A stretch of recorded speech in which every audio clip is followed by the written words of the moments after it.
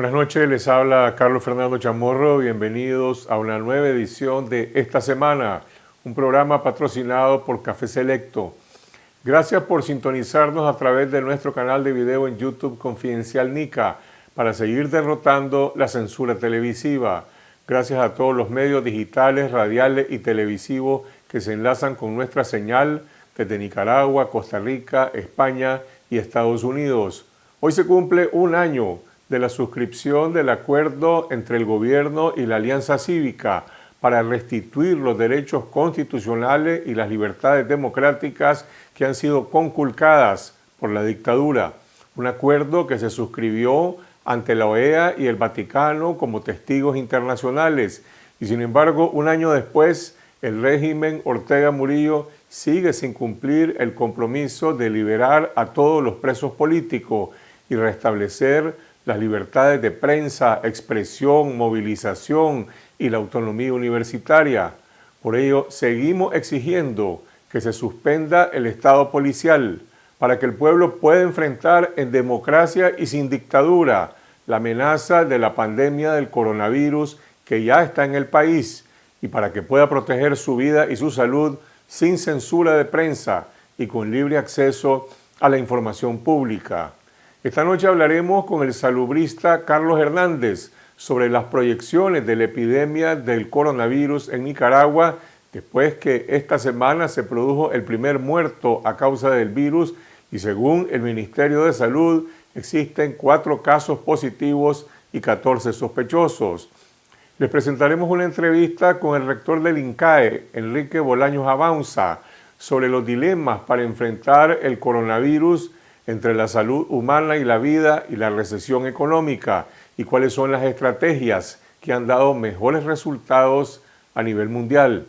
Hablaremos sobre la controversia que ha provocado el alineamiento político de la Organización Panamericana de la Salud en Nicaragua con Osvaldo León, un exfuncionario de la OPS que fue despedido en Washington en junio de 2018 por cuestionar a la directora de la OPS, Carissa Etienne.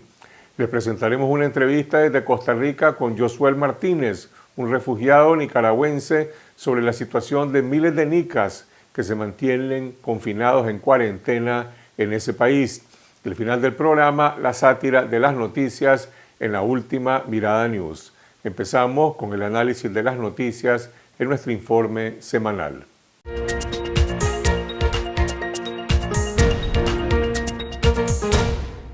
El segundo paciente confirmado con coronavirus en Nicaragua falleció la noche del jueves, 6 días después de que el gobierno anunció la detección del caso. El gobierno anunció este viernes 2 nuevos casos positivos de COVID-19. Se trata de un hombre de 70 años y una mujer de 52, con lo cual se eleva a 4 la cifra de contagios. Las autoridades de salud mantienen en vigilancia a 14 personas sospechosas de contraer el virus, mientras el gobierno desacata las medidas de prevención orientadas por la Organización Mundial de la Salud, que pide a los estados promover el distanciamiento físico-social y evitar aglomeraciones. En el mundo, Estados Unidos superó a China como el país con más contagios confirmados de COVID-19, convirtiéndose en el nuevo epicentro de la pandemia. Hasta el viernes, las autoridades sanitarias estadounidenses reportaron más de 100.000 casos, mientras que China, donde surgió la pandemia, seguía con 81.897 casos. Con casi 5.000 fallecidos, España se convirtió esta semana en el segundo país del mundo con más víctimas mortales por el coronavirus, después de Italia, donde se reportan más de 7.500 muertos. La Unidad Médica Nicaragüense denunció que los profesionales de la salud no cuentan con las medidas básicas de seguridad para evitar el contagio del COVID-19 en los hospitales públicos del país. La organización, conformada por doctores del sector público y privado, demandó protección para el personal médico que está siendo expuesto al contagio sin tomar en cuenta las medidas recomendadas por la Organización Mundial de la Salud. La defensora de los derechos de las mujeres trabajadoras, Sandra Ramos, cuestionó un acuerdo tripartito entre el Ministerio del Trabajo, la Central Sandinista de Trabajadores y 8 empresas del régimen de Zonas Francas, con el que pretenden suspender actividades laborales por la pandemia del coronavirus, y que afectaría a 123.800 trabajadores. El Banco Centroamericano de Integración Económica, BCE, anunció la suspensión del desembolso de $7.6 millones de un préstamo para la Policía Nacional de Nicaragua. La decisión ocurre 2 semanas después de que el Departamento del Tesoro de Estados Unidos impusiera una sanción a la institución policial por violación a los derechos humanos. El funcionario de la alcaldía de Huihuilí, el opositor Rommel Hernández, fue asesinado a tiros la tarde del domingo 22 de marzo en Jinotega, por 2 sujetos que viajaban en una motocicleta. Hernández es el tercer funcionario de la municipalidad de Huihuilí, gobernada por el Partido Liberal Constitucionalista, que ha sido asesinado en el último año y medio. Una investigación de Confidencial documentó que al menos 30 campesinos opositores han sido asesinados por motivaciones políticas entre octubre de 2018 y diciembre de 2019. El Departamento de Justicia de Estados Unidos anunció cargos por narcotráfico, lavado de dinero y terrorismo contra el presidente venezolano Nicolás Maduro y otras 14 figuras del chavismo, así como de 2 disidentes de la antigua guerrilla de las FARC. El gobierno de Estados Unidos ofreció $15 millones por cualquier información que lleve al arresto de Maduro para presentarlo ante la justicia. El secretario general de la Organización de Estados Americanos, OEA, el uruguayo Luis Almagro, seguirá al frente del organismo durante 5 años más, luego de ser reelecto este miércoles.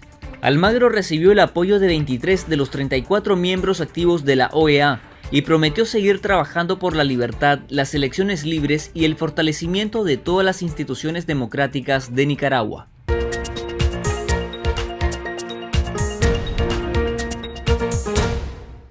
Esas son algunas de las noticias que tuvieron más impacto durante la semana. Y ahora vamos a analizar cuáles son las proyecciones del desarrollo de la epidemia en Nicaragua, teniendo como punto de partida los datos oficiales, según los cuales a esta fecha hay 4 casos positivos, un fallecido y 14 sospechosos. Conversamos con el salubrista Carlos Hernández, autor de un estudio sobre los escenarios de propagación del coronavirus en Nicaragua. Hernández forma parte del Comité Científico Multidisciplinario, integrado por epidemiólogos, médicos y salubristas, que este viernes emitieron una serie de recomendaciones para el gobierno y para la sociedad civil para prevenir el contagio de la epidemia. Carlos, este jueves 26 de marzo se registró el primer fallecido en Nicaragua, que fue detectado 10 días antes, el 16 de marzo, y según el Ministerio de Salud, hay un caso positivo anterior, detectado el 17 de marzo, y otros 2 que se registraron el 27 de marzo. De acuerdo a la proyección que vos has hecho y el comportamiento de la epidemia en otros países, ¿qué se puede inferir de estos datos? Hemos aprovechado al máximo el estudio de Víctor III y que ustedes tuvieron la oportunidad de entrevistarlo y él mismo señalaba sus propias limitaciones. Es un modelo, un trabajo excelente, pero tiene supuestos que nosotros tenemos algunos cuestionamientos, pero es un parámetro muy, al no tener mucha información, es un parámetro en que nos podemos ubicar en base a ese trabajo. Hemos hecho un ejercicio también de ajustarnos a la situación real, aterrizarlo en lo que estamos, es decir, con los 2 casos positivos existentes, es decir, variando el modelo de Víctor III que iniciaba con el día primero con 14 casos, que era la prevalencia al 15 de marzo en los países de Centroamérica. Como ustedes vieron en el trabajo de Tercero, la curva que se prevé en las epidemias, y así está más o menos ocurriendo tanto en Europa como ya en los países de América Latina, hay un periodo entre los primeros casos y cuando la curva empieza a tomar aceleración hacia arriba. Ese es un periodo en que todo el mundo dice, esto está dentro de lo normal, dentro de lo esperado, no hay angustias. Se supone que es un tiempo de preparación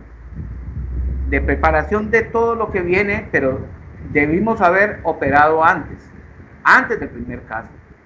Aquí ya tenemos en la curva de Víctor III y se ratifica en el trabajo que nosotros hemos hecho, que entre el primer día con los casos y el inicio del ascenso de la curva son 20 días lo que hay. Ahí vamos a tener un periodo de casos dispersos, de casos que se encuentran, incluso pueden haber días sin casos. Entonces nos encontramos en ese periodo de casos dispersos. El Ministerio de Salud dice que existen 15 casos sospechosos.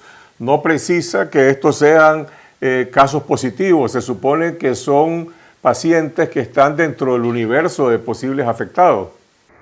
Evidentemente con dos casos positivos, que el solo hecho de los 2 casos positivos, más o menos que se conocieron más o menos sus profesiones, que uno puede adivinar una dinámica de vida en donde las personas susceptibles, es decir, acuérdense que el COVID-19 tiene una característica y es que ninguno tenemos defensas inmunitarias, es un virus nuevo. Entonces el 100% de la población es susceptible. Y tiene una tasa de contagio que la gente dice de 1 a 3, pero en Europa y ahorita en América Latina esa tasa parece que en algunos países es mayor. Entonces han tenido la oportunidad de tener muchos contactos, es decir, contagios. Cada contacto no necesariamente se convierte en un contagio, pero por las profesiones que tenían uno puede prever que se mueven más y se relacionan con muchas personas más que el común o que el promedio de la gente. Los sospechosos están ahí. Ojalá realmente estén en control, en espera de cuando la carga viral de los que se van a hacer positivos puedan dar positividad al examen. Pero hay mucho falso negativo porque el periodo de incubación no siempre se puede detectar. De acuerdo a las tasas de propagación de la epidemia y cómo se ha comportado en otros países, algunos que tomaron medidas preventivas y otros que no, la pregunta es, ¿dónde está Nicaragua hoy? ¿Dónde podremos estar en 15 días o en un mes? La proyección de tercero y la que hemos hecho nosotros de una manera un poco más que tiene que ver con supuestos y modelos, es que tenemos 20 días entre el primer día y cuando la curva empieza a ascender. Ojo, cuando la curva empieza a ascender. Son 3 semanas. ¿Sí? Entonces estamos en ese periodo de casos dispersos. Si quisiéramos unificarnos con lo que plantea el Ministerio de Salud, ¿sí? El Ministerio de Salud ha planteado 4 escenarios que afortunadamente lo introdujeron en la segunda versión del protocolo. El problema es que no sabemos qué significan esos 4 escenarios. Eso no se traduce en lo que pasa detrás del protocolo, ni han logrado explicar qué medidas se diferencian en cada uno de estos escenarios. Y lo que nosotros esperamos es que esos escenarios sirvan para anticiparse para que el próximo escenario sea menos violento y doloroso. El Ministerio de Salud en sus proyecciones hablaba de la posibilidad de contagio de 32.500 personas, incluso ellos señalaban 816 fallecidos. ¿Esos datos concuerdan con las proyecciones que hizo Tercero, lo que estás haciendo tú? Tercero hablaba de un nivel de contagio mucho mayor. Evidentemente, porque, a ver, Tercero utiliza una hipótesis correcta, es decir, él saca un promedio de los 98 países que están en la base de datos de la OMS al 15 de marzo. Son 98 países en ese momento que habían tenido casos. Y hace todo el promedio de eso para sacar un resultado de la tasa de crecimiento de casos nuevos cada día. Y es correcto, es decir, porque el promedio de esos países, a pesar de que tiene una falla, es decir, nosotros tenemos, la epidemia empezó en países, digamos, de altos ingresos. Esta es una epidemia que está golpeando a Europa, Asia, los países más ricos de Asia, Estados Unidos, ¿sí? Y entonces nuestras condiciones son mucho más precarias que ese promedio. Pero entonces, esta estimación de Tercero es de 400.000 enfermos.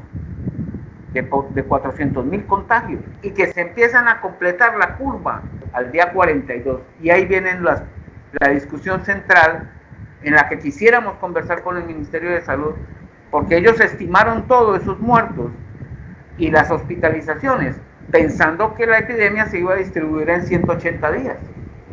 ¿Sí?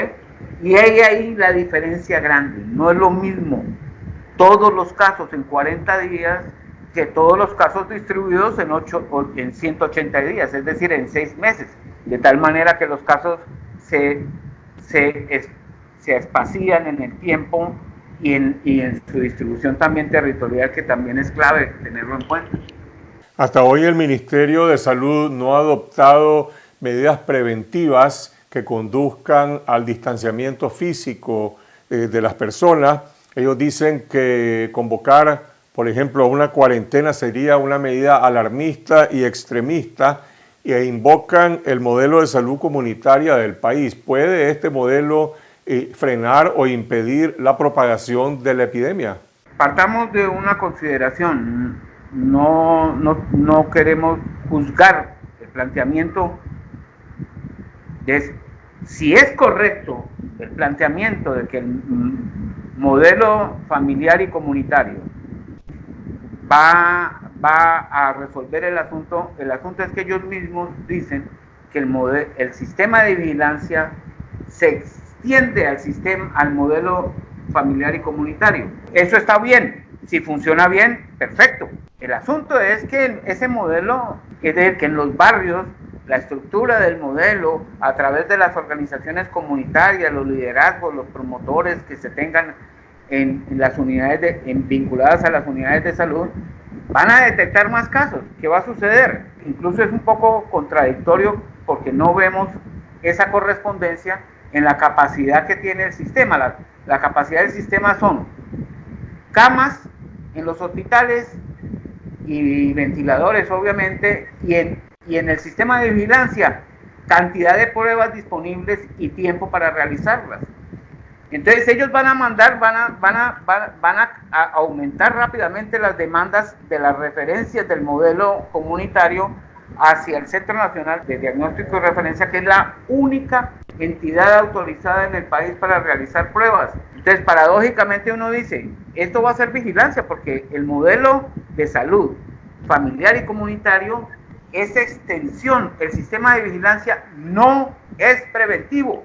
Detecta el caso cuando ya hay síntomas. Se puede lograr algo, que es lo que estamos intentando hacer con la educación del lavado de manos, el distanciamiento individual, el quédate en casa mientras puedas. Eso puede, si el modelo actúa también sobre eso y no solo sobre la detección de casos, podemos reducir, pero no tenemos el tiempo para que eso impacte en la reducción de casos, como para que la vigilancia más bien sature la necesidad de pruebas y los casos de enfermos empiecen a saturar las camas hospitalarias. Vos formás parte de un comité científico multidisciplinario que está integrado por salubristas, epidemiólogos, médicos con distintas especialidades, que ha hecho una serie de recomendaciones tanto al gobierno como a la sociedad civil. ¿Cuál es la propuesta o la recomendación más importante? Las recomendaciones son, primero, veamos el espíritu que tenemos.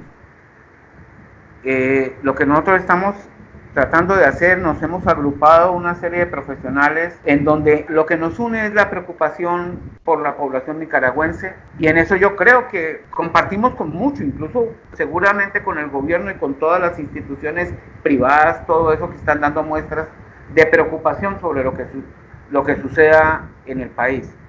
Entonces es un llamado a la sensatez. A la sensatez que quiere decir aprender de la experiencia. Ya son 3 meses de pandemia. La humanidad ha aprendido, se ha juntado toda y la comunicación nos ha permitido conocer día a día qué hizo esto, quién hizo lo otro, y encontrar cuáles han sido los errores y aprender sobre la marcha. A Latinoamérica le llegó la epidemia después. Muchos países de América Latina aprendieron de los desastres de Europa, ¿sí? ¿Por qué no podemos aprender de esa experiencia? Aprendamos de la experiencia. Escuchemos a la ciencia. Esto no es un discurso ideológico que tenga que ver con una postura de nada, de ninguna intencionalidad más allá de protejámonos entre todos, ayudémonos entre todos, que entre todos podemos.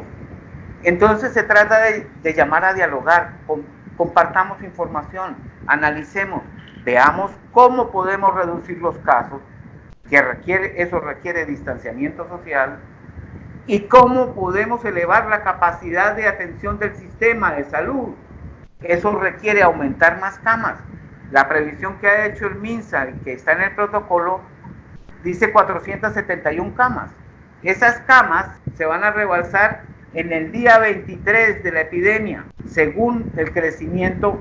Te puedo mostrar las gráficas, todo eso está en gráficas. Y el total de camas, que es la hipótesis de tercero, se sobrepasa en el día 27-28. Es decir, el ritmo de crecimiento de casos va a rebalsar esa capacidad prevista en el protocolo y la capacidad total, que nunca puede ser, no se pueden utilizar todas las camas. Entonces sentémonos. Ese diálogo que está proponiendo hasta hoy no ha sido posible. El gobierno no ha dialogado con la sociedad civil, con el sector privado o con la comunidad científica. ¿Puede la sociedad civil sin el gobierno liderar este esfuerzo de prevención? La situación ya está ya tú la puedes ver si sales a la calle, ya te das cuenta. La sociedad civil ha emprendido una campaña, han habido pronunciamientos de todas partes, hay campañas educativas de los canales de televisión, incluso de empresas que han pasado spot por diferentes medios de comunicación. Ya hay efectos de eso, es decir, el volumen de vehículos que se ven en las calles, el volumen de gente que se ve en los centros es mucho menor, es decir, lo cual quiere decir que la población está ávida de información, está ávida de tranquilidad, de saber que podemos resolver esto sin que nos atropelle la situación. Yo creo que el MINSA se ha venido escuchando, no sé, de pronto tengo el vicio del optimismo excesivo, de pronto, pero yo veo cosas, preocupaciones y algunas señales. Escuché porque los mensajes del ministerio se centraban en el lavado de las manos, correcto, en el distanciamiento 1,5 metros más, en el asunto de desinfectar las cosas, de incluso atender a los viejitos. Buenos mensajes, está bien, ahí estamos de acuerdo. Hoy escuché a una autoridad importante del MINSA diciendo, eviten los grupos grandes. Y me llamó la atención. Entonces, porque ese mensaje sí es nuevo. Entonces, por ejemplo, con el Ministerio de Salud tenemos que conversar qué significan los escenarios, qué tenemos previsto para evitar que el otro escenario no nos atropelle. Entonces podemos conversar sobre cómo ayudar y cómo no solamente hacemos distanciamiento social para reducir la tasa de contagio y por lo tanto espaciar, porque el problema de esta epidemia es que en pocos días se sobrepasa la capacidad y empieza a subir la letalidad. Ahí tengo una gráfica terrible de lo que pasó en España día a día, cuando tomaron las decisiones, cuando apareció el primer caso, cuando la letalidad se disparó, y no ha parado en España desde que empezó, cuando se sobrepasó la capacidad del sistema, no ha parado de subir la mortalidad. Ayer estaba en 7, ¿sí? Hoy ya va para 8% de todos los casos existentes. Entonces, estamos a tiempo. Hablemos sobre los escenarios. Eso es lo que dice el salubrista Carlos Hernández sobre los escenarios de la propagación del coronavirus en Nicaragua si no se toman acciones preventivas ahora. Continuamos hablando sobre este tema con el rector de INCAE, Enrique Bolaños.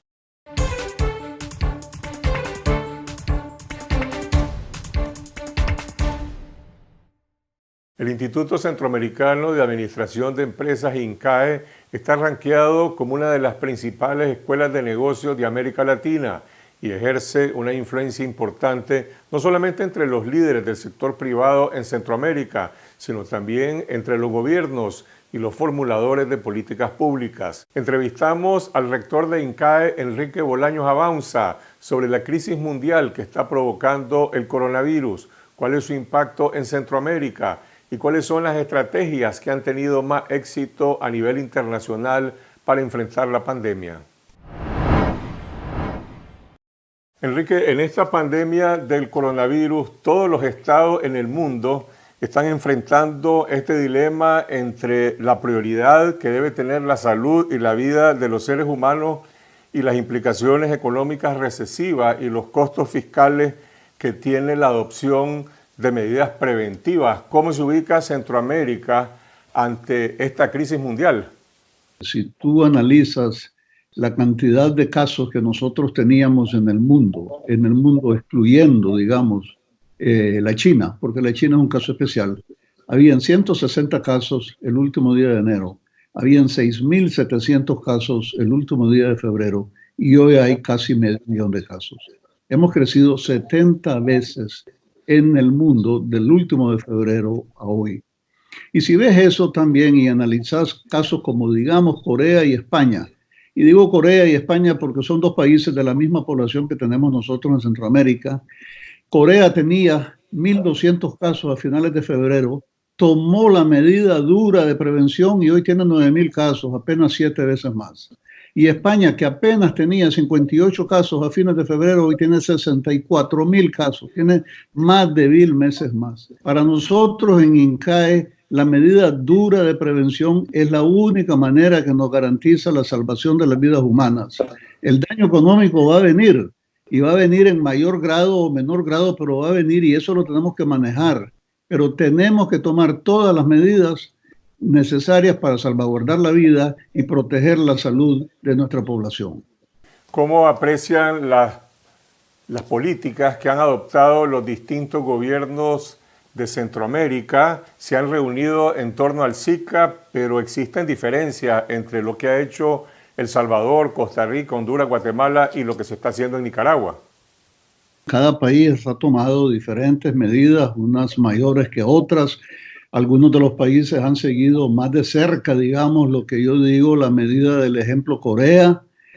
Centroamérica, si analizamos los casos de Centroamérica, que es una región, digamos, más aislada, una región que no ha tenido la cantidad de vuelos y la importación tan grande de los casos, empezó después, no empezamos al mismo nivel que empezó China, ni al mismo nivel que empezó Corea, ni al mismo nivel que empezó España.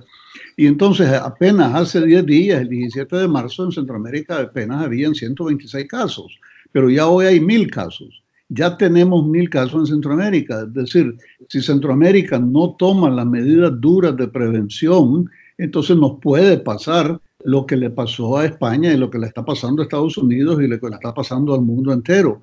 Siento yo que algunos de los países han tomado unas medidas más duras, más drásticas de prevención, otros hemos tomado unas medidas menos duras.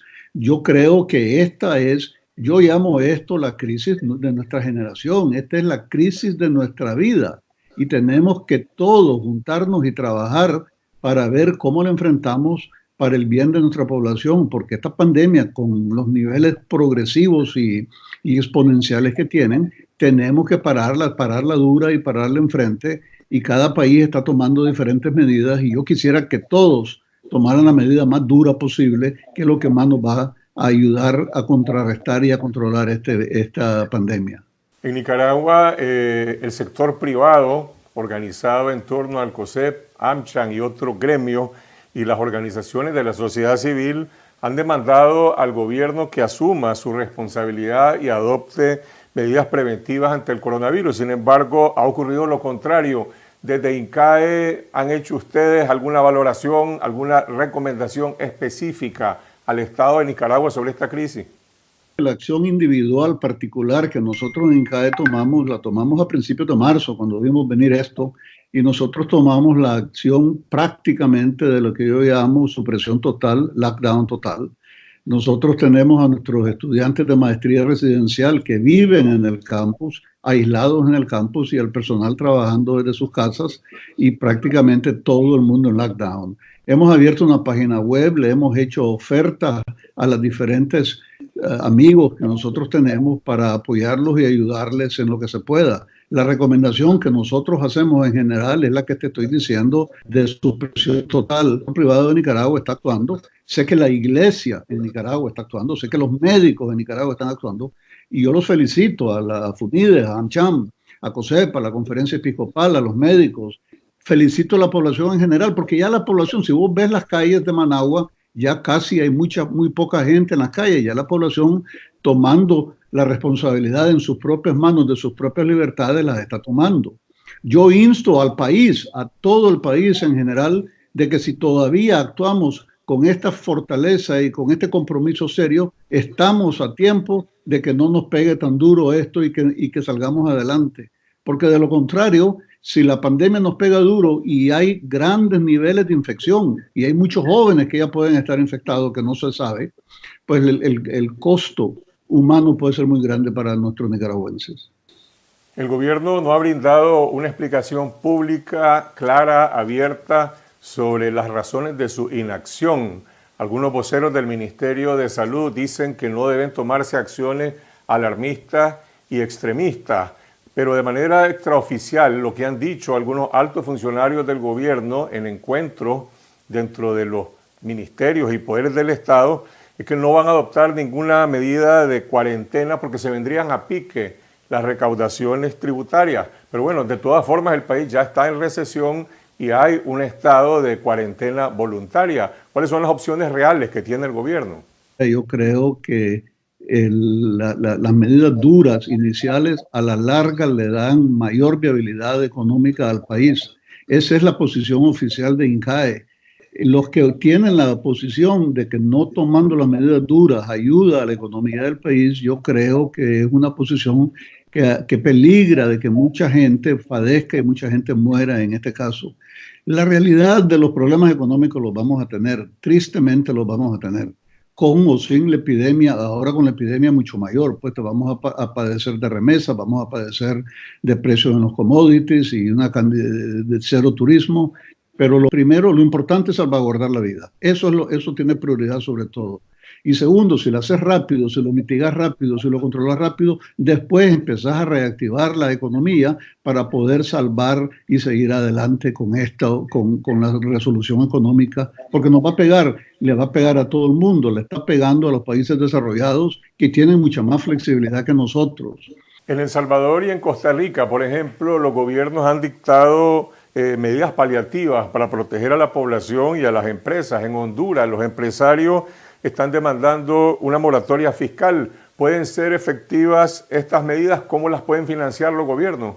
El dilema de nuestros países es precisamente eso. Los países avanzados y desarrollados tienen todo tipo de medida fiscal para poder tomar esas decisiones. El Estados Unidos acaba de pasar ahorita una medida de $2 trillones para ayudar a la población.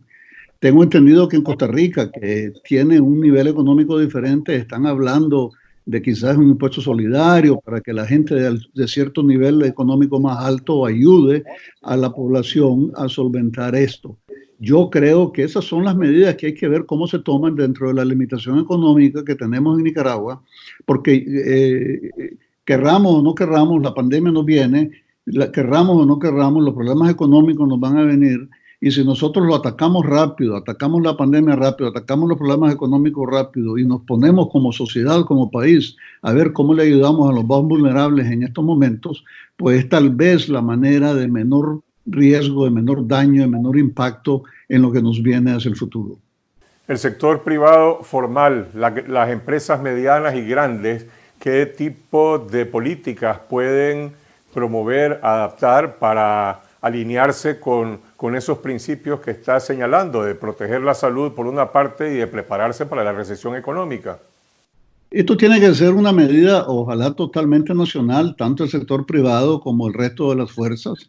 Aquí hay varias medidas, pues la medida es el aislamiento o la supresión, digamos, inicial, pero esta medida tiene que venir acompañada de una cantidad de medidas adicionales porque tenemos que identificar a las personas que tienen los casos, tenemos que hacer pruebas para ver quiénes tienen los tests, tenemos que proteger a los más vulnerables, tenemos que proteger a los mayores y tenemos que tener máscaras, tenemos que tener equipo de protección para todo nuestro equipo médico y obviamente yo según entiendo, el sector privado ya está trabajando y está apoyando en que todas estas cosas se logren. Pues tiene que ser una estrategia de todos nosotros a nivel nacional. Todos tenemos que darnos cuenta de la crisis que tenemos, como te decía al principio, esta es la crisis de nuestra generación, Carlos Fernando.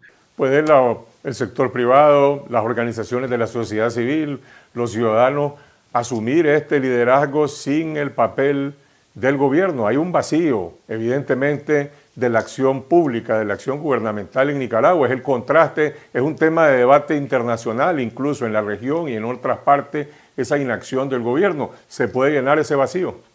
Obviamente en todo país el gobierno tiene mucha fuerza y tiene mucho músculo y tiene mucho impacto en lograr las políticas que se tengan que lograr. En este caso el gobierno no ha reaccionado, estamos claros, pues, pero todavía es temprano, todavía hay pocos casos, todavía estamos bastante en la etapa de que si todos como nación, todos como nación, le entramos, podemos hacer lo posible para sacar esto adelante. ¿Puede solito el sector privado?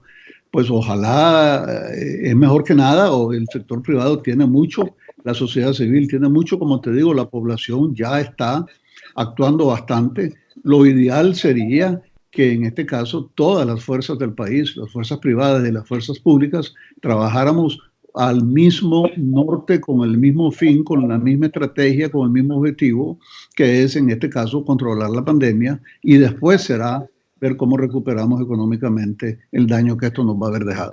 La mayoría de la población de Nicaragua desarrolla su actividad económica en el sector informal, más del 70% de la economía, y frente al dilema de quedarse en casa, mucha gente dice: pero es que si yo no vendo hoy en el tramo del mercado o si no salgo a desarrollar mi actividad, no como. ¿Qué alternativa hay para los trabajadores de esa mayoría del sector informal para quedarse en su casa?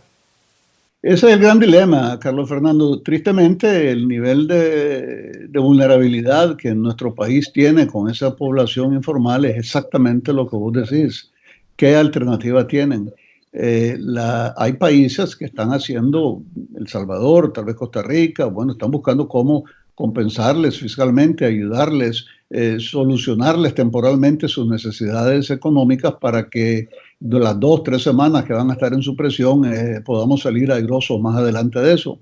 De lo contrario, si eso no se diera, lo que va a pasar es que la vamos a mitigar lo mejor que podemos, pero entonces nos va a pasar, que es el caso de España, que es el caso de Italia, que creemos que lo estamos controlando, pero la realidad es que se nos puede salir de las manos y después puede ser mucho más traumático y de un costo de vida mucho mayor para toda la población. Eso es lo que dice el rector de INCAE, Enrique Bolaños Abaunza. Continuamos con Osvaldo León, exfuncionario de la Organización Panamericana de la Salud, y la controversia sobre el papel de la OPS en Nicaragua.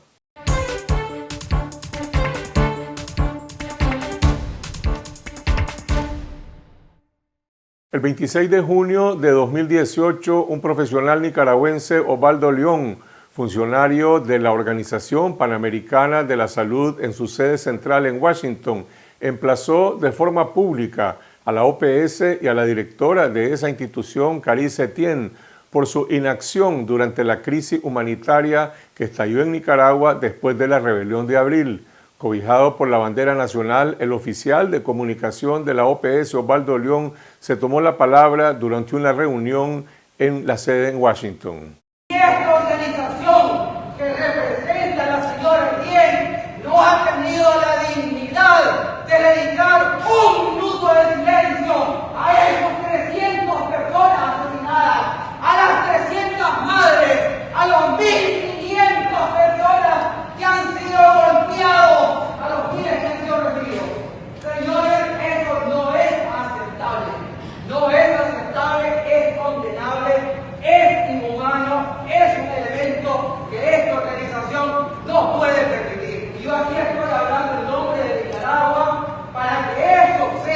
Senado. Después de hacer esta denuncia pública, Osvaldo León fue despedido de su trabajo como funcionario de la OPS, mientras esta institución ha mantenido una estrecha relación con el régimen Ortega Murillo en Nicaragua.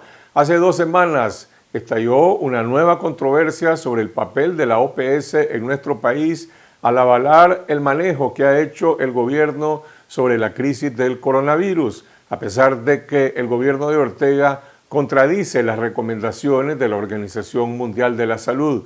Nos comunicamos vía Skype hasta Washington con el exfuncionario de la OPS, Osvaldo León, y esto fue lo que nos dijo. Osvaldo, vos fuiste despedido de tu cargo como funcionario en la OPS en Washington después que te tomaste la palabra en un evento público para hablar sobre la crisis de Nicaragua en junio de 2018. ¿Cuáles eran entonces tus demandas ante la OPS? Sí, Carlos Fernando, en efecto, el 26 de junio del 2018 me tomé la palabra en un acto que la OPS organizaba para el personal aquí en Washington y para todo el personal en las 27 representaciones que tenía la OPS en toda América Latina y el Caribe. Tenía 3 demandas que hacer en ese momento y eran puntualmente, primero, que yo exigía que la directora le pidiese perdón a las madres de todos los jóvenes que habían sido asesinados en ese momento, hasta ese momento, en los quirófanos de los hospitales, por órdenes de las autoridades del Ministerio de Salud. Es decir, habían sido asesinados propiamente en un tema que era el mandato de la OPS y la responsabilidad de esta directora. Yo sentí que ella tenía un deber de hacerlo, de pedirles perdón, de pedir una disculpa al pueblo nicaragüense por hasta ese momento no haber condenado, no haber exteriorizado una palabra, no haber puesto un comunicado y no haberse siquiera hecho sentir con el pueblo de Nicaragua. La segunda demanda era que esta directora terminase con el alineamiento político que ella, desde el inicio de su gestión en el año 2013, había demostrado con el gobierno de Daniel Ortega, con Venezuela y con Cuba. Pero específicamente mi preocupación era el alineamiento político que ella demostró hacia el gobierno de Ortega, ¿no? No es usual que un director de una agencia de salud, una agencia técnica como la OPS, politice la salud. No es correcto y no es bueno, no es saludable. La directora de la OPS, la señora Carissa Etienne, en los intercambios que tuviste con ella antes y después de ese evento público, brindó alguna justificación para no reconocer la emergencia de Nicaragua y la actuación antihumanitaria de las autoridades de salud del país. No brindó ninguna declaración, no brindó ninguna justificación, todo lo contrario, lo que ha reinado siempre es el silencio absoluto, un silencio que se traduce en complicidad directa y en una comunicación que sabemos existe directa, no solamente entre la representación de la OPS en Managua y la Rosario Murillo en el Carmen, sino directamente entre la OPS aquí en Washington y Rosario Murillo, ¿no? Específicamente, ella lo dijo, esta señora Rosario, en una de sus letanías, que había hablado directamente con la doctora Etienne y bueno, que había lavado tantas cosas del sistema de salud de Nicaragua. Ahora, en enero de este año, la Organización Mundial de la Salud declaró la pandemia del coronavirus y orientó a todos los países, entre otras cosas, evitar el contacto y las aglomeraciones masivas. Sin embargo, en Nicaragua el gobierno ha hecho todo lo contrario, pero la delegada de la OPS en Managua más bien ha celebrado las acciones del gobierno y dice que están haciendo lo correcto. ¿Puede la organización regional, en este caso la OPS, contradecir a la OMS? Si bien la OPS es afiliada a la OMS y es representante regional para la OMS para América Latina. Sin embargo, es independiente como organización. No obstante, no debe hacer eso, no debe en ningún momento contradecir las indicaciones o las observaciones de la OMS, porque esas observaciones no vienen del vacío, sino que provienen de acuerdo, y en este caso concreto, vienen del Reglamento Sanitario Internacional, que es un instrumento jurídico reconocido por todos los estados, incluido Nicaragua, y que la OPS y la OMS deben promover, el cumplimiento del cual deben promover. Entonces la respuesta es no, no debe contradecirlo. Sin embargo, lo que ha ocurrido lo que me has comentado, la relación de la representante en Managua con el gobierno, eso es una orientación y resultado de la politización de la cual hablaba anteriormente. Lo que estás diciendo es que la representación de la OPS en Managua no tiene autonomía para representar y cumplir su mandato, es decir, está actuando más como una proyección del propio gobierno de Nicaragua. Bueno, sí, está actuando como una proyección del gobierno de Nicaragua, pero con la complacencia y con la venia de la directora de la OPS, que Carice Setien, como lo sabemos, no ha ocultado de sus simpatías con Daniel Ortega, con Maduro, y bueno, el apoyo ha sido constante. Entonces, esa conducta de la representante no es una casualidad, sino que responde a una orientación directa de Carice Setien aquí en Washington y sus intereses. Pues viene de un país del ALBA, dominado por la izquierda de Maduro, Hugo Chávez, de Raúl González, de toda esa gente ahí que están todavía amarrados a esos sueños del pasado. Este jueves la OPS publicó en su página web que en Nicaragua existen 6 casos positivos de coronavirus y no 2, como mantiene el gobierno. Pero unas horas después, a medianoche, salió la representante en una conferencia de prensa diciendo que había ocurrido un error de digitación y le ofrecía excusas al gobierno de Nicaragua. La OPS lleva sus propias estadísticas sobre la situación de salud o se limita a corroborar o a respaldar lo que dice el gobierno. Mira, las estadísticas en ninguna organización internacional son independientes, tienen que ser una combinación de ambas cosas, ¿no? Y es lo mismo en este caso, es una combinación de lo que provee el gobierno y una combinación de otros estudios.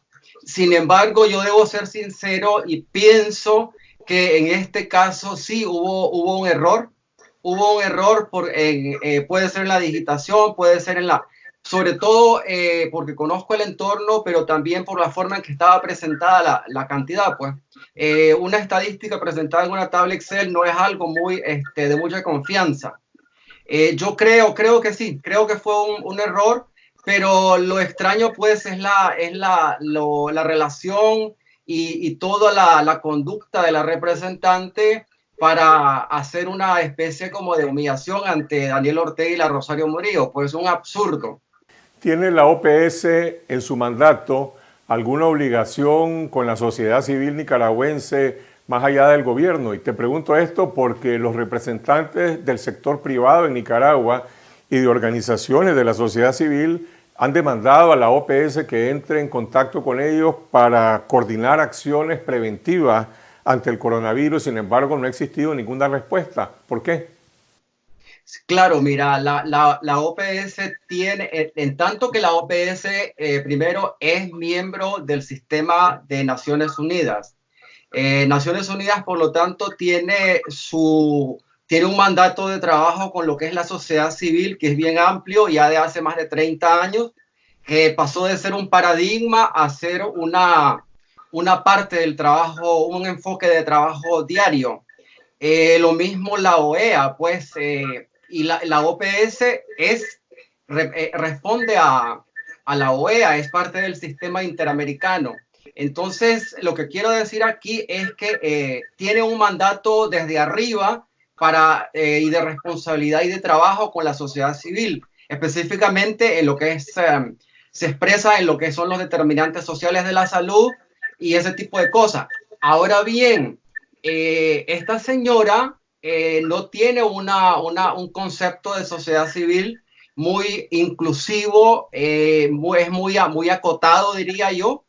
Eso sí me parece, y no creo que ella sea de la idea que hay que dialogar y que hay que tomar en cuenta directa esa participación, pues. La OPS, digamos, no ha cumplido con su responsabilidad para hacer cumplir lo que el Reglamento Sanitario Internacional incluye en estos casos de pandemia. No han cumplido absolutamente ninguna de las orientaciones que incluye este reglamento. Osvaldo, una última pregunta. Ahora, en tu condición de miembro de la coalición de nicaragüenses en Estados Unidos, Estados Unidos se ha convertido ya en el país que registra mayores niveles de contagio. Hay cuarentenas y medidas de prevención en distintas ciudades, en Washington, D.C., donde vos estás, en Nueva York, en San Francisco, en Miami, en Houston, Chicago, donde hay muchísimos nicaragüenses.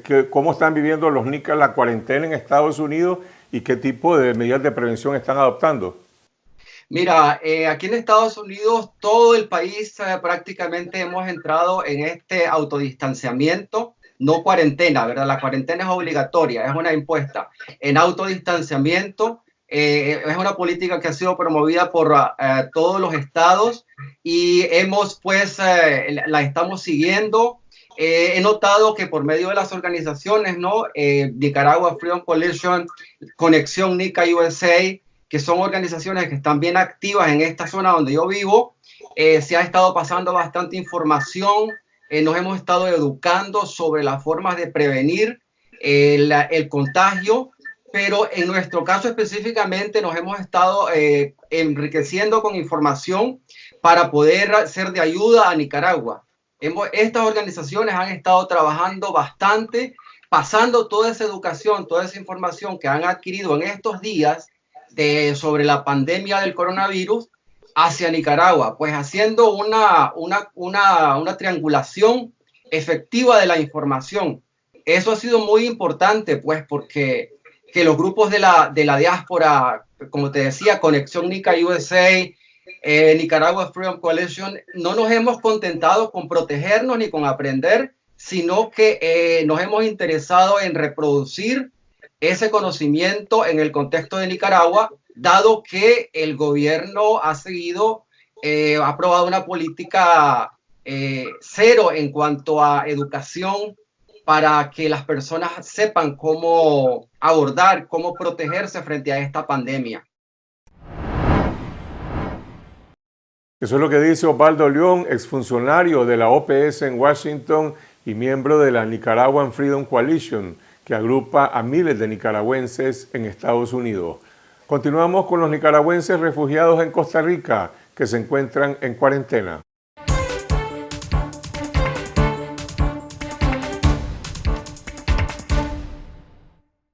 Costa Rica es uno de los países centroamericanos que ha liderado la acción preventiva temprana contra el coronavirus en la región. En Costa Rica residen más de 350,000 nicaragüenses de forma permanente y a raíz de la rebelión de abril y la represión desatada por la dictadura, han llegado más de 80,000 nuevos refugiados. Iván Olivares conversó con Josuel Martínez, uno de los miles de refugiados nicaragüenses que se encuentra confinado en cuarentena y nos cuenta su historia. Contanos, ¿desde hace cuánto tiempo están en cuarentena? En lo personal, yo estoy en cuarentena desde hace 10 días, pero desde que se reportó el primer caso de coronavirus aquí en Costa Rica, se decretó un estado de emergencia por parte del gobierno de la República y todas las personas han estado en una cuarentena autoconvocada. Y el Estado, por ley, hasta hace poco decretó cuarentena formalmente. ¿Qué hiciste para prepararte para estos días que ibas a estar en casa? Lo primero fue guardar la calma, porque la gran mayoría de las personas entraron en una histeria colectiva. Lo segundo fue apoyar parte de la economía nacional, aportando en los mercados la compra de productos básicos perecederos, no en exceso, lo suficiente como para soportar la quincena, que es por lo general lo que se ocupa. Porque sé bien de que en otros países se implementó de que todas las personas pueden salir a las calles a comprar aún estando en cuarentena, por lo que no resultaba algún tipo de problema, pero me preparé comprando productos perecederos para mi quincena alimenticia y también por parte, como trabajo en la Defensoría de Derechos Humanos, por parte de nuestra asociación, ya estábamos preparados anteriormente a la cuarentena con material de protección, por lo que puedo mencionar algunos: mascarillas, guantes, alcohol en gel y desinfectante. Igual repartimos de este mismo material a todas las personas refugiadas que se nos solicitó, y pude traer un poco para mi uso personal mientras estaba en la calle. Y aún así, al momento que se decretó cuarentena, he tenido que salir de emergencia a poder ayudar a otras personas en el área de derechos humanos, para evitar de que se les violente el acceso a derechos, por lo que cuando salgo camino con una mascarilla, guantes y bien protegido, evitando todo contagio y manteniendo la distancia con las personas. Laboralmente hablando, ¿cómo te ha afectado? Entiendo que trabajabas en una oficina a medio tiempo. ¿Qué sucedió con eso? Yo trabajaba con un abogado por medio tiempo, que esa era una de las formas de ingresos que yo tenía, ya que como defensor de derechos humanos no devengo algún tipo de salario. Este es un trabajo voluntario. El abogado como tal, justo cuando se estaba anunciando la situación del coronavirus a nivel global, él tomó medidas de prevención y me dijo: Joswell, te voy a llamar en cuanto nomás vea que sea necesario, debido a que los casos disminuyeron. Y al final me terminó diciendo: Joswell, ya no voy a contar contigo, vamos a entregarte tu despido permanente, debido a que esta situación me va a dejar en quiebre y ni siquiera tengo para sobrevivir yo. Entonces firmó mi despido formal, de medio tiempo que tenía de trabajo con él, y era la única forma de ingreso que tenía, aparte de un trabajo informal en lo que es la área de construcción y ebanistería, que ya todos los trabajos se cancelaron permanentemente. Siendo así, ¿cómo están tus reservas de dinero y de alimentos? En lo que consta de dinero, pues yo estoy algo quebrado, digamos. Estoy tratando de sobrevivir con lo muy poco que me quede de ahorro, porque he pensado siempre tener una fuente de ahorro, una base de ahorro para emergencias, en caso de choques, un fondo de emergencias en general. Pero ante esta situación ya llevamos varios días. Yo desde que no tengo trabajo he tenido que comprar productos múltiples veces, cantidad lo suficiente pues para sobrevivir, no lo necesario, mejor dicho, pero ya me he quedado muy escaso de dinero. Incluso he tenido que regular mi alimentación lo más posible, comer incluso hasta 2 veces por día, si era necesario, en algunos casos un día, si es necesario, para poder obtener alimentos para varios días, porque no tengo los recursos suficientes como para poder comprar más alimentos. Viendo las maneras en que esto te ha afectado en lo laboral, en lo personal, tu movilidad, tus actividades de derechos humanos, ¿qué opinas de la decisión del gobierno de Costa Rica de decretar esta cuarentena? Es una situación muy necesaria, ya que muchas personas no tomaron conciencia de inicio de quedarse en sus casas para evitar el contagio del coronavirus, pero aparte de ser una medida necesaria, también es una medida que perturba la economía de las personas en general, afecta muchísimo más a las personas exiliadas, migrantes o solicitantes de refugio aquí en este país, ya que la mayoría sobrevivíamos de un trabajo irregular o de medio tiempo, lo que con costo nos daba el sustento para poder sobrevivir lo máximo 15 días o unos días, cuanto mucho 15, sí. Pero es una medida que nos está asfixiando a todos, no solamente a mí, sino a todos los refugiados en general. Así como yo estoy viviéndola un poco difícil, a muchísimas personas que sustentan a varios familiares, que son cabeceras de familia, no tienen ni siquiera cómo sobrevivir, cómo alimentarse, han tenido que pedir ayuda. Incluso a mí me piden ayuda, por lo que yo trabajo en la Defensoría de Derechos Humanos, pero yo ya no puedo colaborarles a como antes. Tu familia sigue en Nicaragua. ¿Cómo ves el hecho de que el gobierno de Nicaragua aún no se decide a tomar medidas similares a las que están tomando los otros países de Centroamérica? Es una irresponsabilidad total, porque al momento de que no se decrete un estado de emergencia, al momento de que alientan a las personas a no usar mascarillas, a no usar métodos de protección, al estar de casa en casa propagando, que ellos visitando, pero al final sabemos muy bien que pueden andar propagando más bien el virus a todos, las demás personas se van a contagiar. No hay suficientes recursos en el Ministerio de Salud de Nicaragua para abastecer a la gran cantidad y posible demanda que va a existir de más de 1,000 personas o miles de personas incluso posibles contagiadas. Si son negligentes, no habiendo pandemia, con pandemia van a ser mucho peor. Continuamos con las noticias satíricas que no alcanzaron en el informe semanal en la última Mirada News.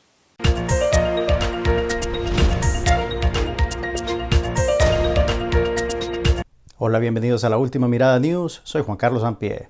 Nicaragua cierra la semana con al menos un ciudadano muerto por COVID-19, 4 casos confirmados y 14 personas bajo observación por posible contagio. Pero no se preocupen, todos los casos vinieron de afuera. Son casos los que hemos tenido que vienen de otros países. Importados. En realidad, si ustedes no viven en Wuhan, en China, todos los casos iniciales vinieron de otra parte. Así que quizás no deberían de felicitarse tanto por eso. De los cubanos diagnosticados tienen como fuente de infección en el extranjero 25 y uno de Nicaragua. No los producimos, pero parece que sí los exportamos. Y uno de Nicaragua. El régimen había perdido toda su credibilidad por el genocidio de abril 2018 y ahora parece empeñado en querer superar ese saldo mortal. La transparencia no es uno de sus talentos y se nota. Hoy en la tarde nosotros hemos realizado pruebas de COVID-19 a las personas que lo ameritaban. Todas han resultado positivas. Nos mantenemos con 2 casos positivos. ¿Qué? Todas han resultado positivas. Nos mantenemos con 2 casos positivos. Por boca del gobierno, nunca sabremos la cifra exacta de la incidencia de la epidemia del coronavirus en Nicaragua. Se han realizado pruebas del COVID-19 a personas que lo ameritaban. Hemos realizado pruebas de laboratorio el día de hoy, las cuales nos han salido negativas. A personas que lo ameritaban. En todos los países del mundo existe un déficit de ventiladores, necesarios para que los enfermos más graves puedan seguir respirando. ¿Cuántos ventiladores hay, digamos, en el Hospital Gaspar García Laviana de Rivas? En cuanto a los ventiladores, nosotros tenemos la capacidad y tenemos los medios suficientes para enfrentar esta situación. Hemos ido progresando en el tema del fortalecimiento del sector salud. ¿No tiene el dato específico del número de ventiladores? En el caso de los ventiladores, nosotros contamos, por ejemplo, en el 2007 se ha triplicado lo que nosotros recibimos a esta fecha. Triplicamos la cantidad de ventiladores. Tienen 3 ventiladores. Porque antes te dejaban a tu suerte. Ahora no. Ahora se aseguran de que te contagies. ¿Cuántos había en el 2007? Recordemos, había 1 si acaso. Ah, pues sí. Hay 3, si acaso. En realidad, hay menos de 160 ventiladores en toda Nicaragua. Y el 80% de ellos se usan para enfermos con otras patologías. O sea que solo quedan 32 ventiladores para pacientes del COVID-19. Y no crean que el aval del partido, el carnet de la JS o el estatus de combatiente histórico les va a garantizar cupo cuando necesiten uno. Los 32 están reservados para la familia presidencial. La Xiomara lo vio venir.